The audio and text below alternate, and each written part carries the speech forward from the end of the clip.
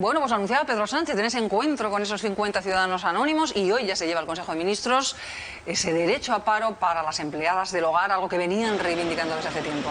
Bueno, todo lo que sea mayores coberturas para los trabajadores y ciudadanos del país, bienvenido sea, pero es verdad que hay que contextualizar un poquito la situación. No es una política que ha llevado de por sí y de motu propio el Gobierno. Inicialmente hay que recordar que una trabajadora ya en los juzgados hizo la reclamación oportuna por ver que en un momento de baja no tenía la oportunidad de acceder al desempleo, y el Tribunal de Justicia de la Unión Europea dijo que había una discriminación para las trabajadoras o trabajadores domésticos, y en ese sentido el Gobierno pues evidentemente ha tenido que tomar medidas para legislar algo que de antaño ya discriminaba a muchos trabajadores de este país. Los detalles los conoceremos cuando acabe ese Consejo de Ministros. Recordamos, hoy es martes y esa medida se ha llevado para ser aprobada, ese subsidio para las empleadas de hogar, a este Consejo de Ministros en Moncloa. Claudia. Un Consejo de Ministros, Miriam, que iniciaba, como decíamos al inicio del programa, a las 9:30 de la mañana, aquí en la Moncloa, presidido por el presidente del Gobierno, y donde en principio se va a aprobar ese paro para las empleadas del hogar. Una vez finalice la actividad aquí, será la rueda de prensa donde conoceremos más detalles de un anuncio que ya avisaba el propio Pedro Sánchez en el día de ayer, aquí en este mismo escenario, en la Moncloa, en ese acto de apertura del curso político. En el mismo, el presidente del Gobierno afirmaba que con esto se pondrá fin a una situación absolutamente inaceptable, una medida que, según Pedro Sánchez, va en la línea de lo que hicimos también con una reforma laboral acordada entre sindicatos y empresarios, que está teniendo un impacto muy importante en nuestro mercado laboral. Mientras tanto, la ministra de Trabajo, Yolanda Díaz, afirmaba que con esto supondrá un paso muy importante adelante por parte de España, que se situará sin lugar a dudas a la vanguardia, decía la ministra de Trabajo, asegurando también y destacando que este es un enorme calado feminista para el reconocimiento del mismo. Como decimos, conoceremos más detalles una vez finalice este Consejo de Ministros e inicie esa rueda de prensa, un Consejo de Ministros donde en principio se aprobará ese paro para las empleadas del hogar. Gracias, Claudia. Como decimos, era una reivindicación desde hace tiempo por parte de este colectivo, de este sector, y queremos precisamente tomar el pulso a ellas, a las protagonistas, a las destinatarias de este subsidio, de este derecho a paro. Miguel Ángel, ¿estás con una de ellas? Sí, el Consejo de Ministros aprueba hoy una reivindicación histórica del colectivo de empleadas del hogar. Decimos empleadas porque el 95% son mujeres. Es el caso de Dolly Valencia, que presta su trabajo aquí en Zaragoza. Dolly, una buena noticia, una reivindicación de hace años. Sí, magnífica. La he recibido esta mañana, la he visto en la noticia de boca del presidente, que precisamente hoy firman el convenio no sé si decirlo convenio o el decreto, y es feliz. Estoy feliz porque esto de verdad que nos pone a la par con todos los trabajadores, con los mismos derechos, y es estupendo, es una noticia estupenda. Claro, porque además se reconoce el paro, comúnmente dicho, el derecho al desempleo, pero también hay incentivos para la contratación, porque el que se os contrate también es una buena noticia, el que se facilite la contratación, porque muchas de vosotras trabajáis todavía sin contratos. Sí, como se dice comúnmente, en negro. Sí, la mayoría de las empleadas de hogar, no todas, pero por supuesto yo soy una privilegiada que tengo un contrato, entonces claro, o sea, esto sería un incentivo para las demás compañeras que están sin contrato, porque al tener no sé, de dónde coger, decir, bueno, usted me hace un contrato, porque si yo me quedo sin trabajo yo puedo tener un paro, yo puedo acceder a un paro si se me llega de pronto a quedar sin un trabajo, sí, por supuesto. Es una cuestión de justicia social. ¿Hasta ahora os sentíais discriminadas? Sí.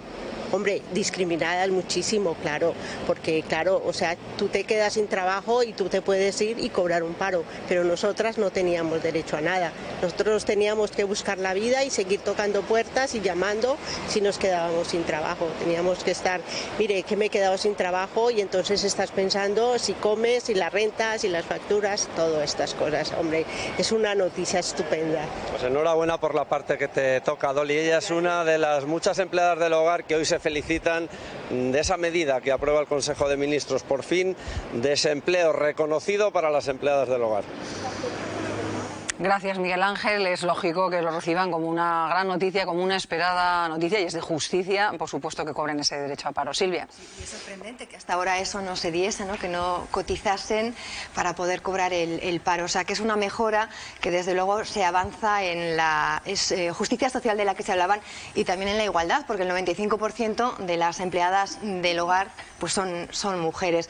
Estaba esa necesidad, ¿no?, de que pudiesen cobrar el paro, y luego también lo apuntaba esta trabajadora, es una manera también de dignificar y de regularizar un trabajo, un empleo que en muchas ocasiones pues está en lo que llamamos la economía sumergida.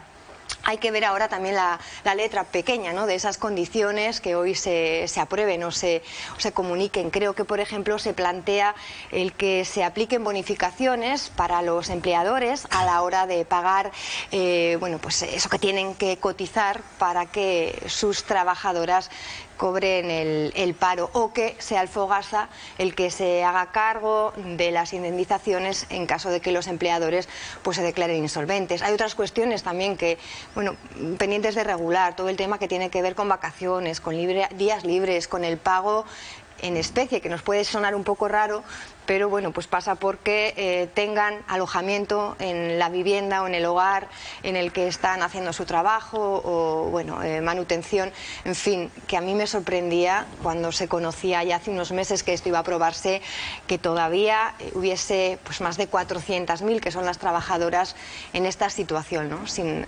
reconocerles un derecho laboral. Álvaro. Es que 400.000 personas completamente desprotegidas en el año 2022, en aquello que muchos trabajadores y muchos sectores ya consideran justo hace 40 o 50 años, yo creo que clamaba al cielo.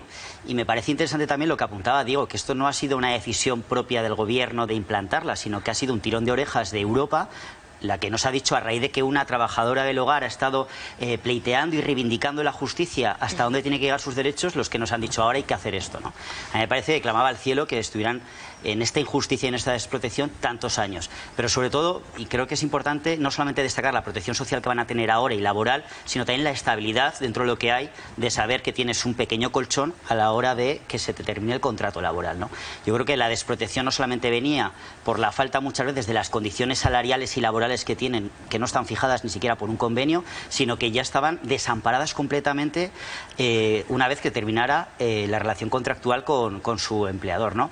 Yo creo que es un avance, desde luego, pero este avance yo creo que tiene que venir también con leer la letra pequeña de este decreto, de esta aprobación que va a hacer el Gobierno de España, para saber también si se ajusta su realidad laboral a la realidad de otros sectores, que en principio consideramos que es justicia social, y más en el año 2022 que tengamos que seguir exigiendo o que exijan estas trabajadoras unos derechos que muchos ya teníamos reconocidos hace décadas. Sí, yo creo que se cae por su propio peso, que es algo, lo hemos repetido muchas veces, de justicia social, de justicia humana, es algo algo completamente ilógico que estuviese esta circunstancia.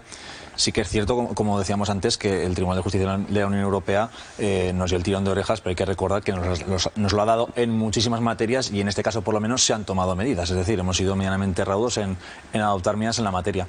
En cualquier caso, esto tampoco tiene que ser unas campanas al vuelo para el sector, porque la precariedad laboral en general en España es muy grande, pero en este sector en concreto es ya inmensa, ¿no? No solamente por los derechos que pueden carecer hasta el momento, sino porque a día de hoy yo entiendo que la filosofía o la esencia del régimen especial para contratar a las empleadas del hogar venía de aquel motivo de querer sacar del mercado negro, por decirlo de alguna manera, a esas personas que no estaban contratadas y que cobraban en B. A día de hoy son muchísimas más personas todavía las que están contratadas en B en el sector doméstico.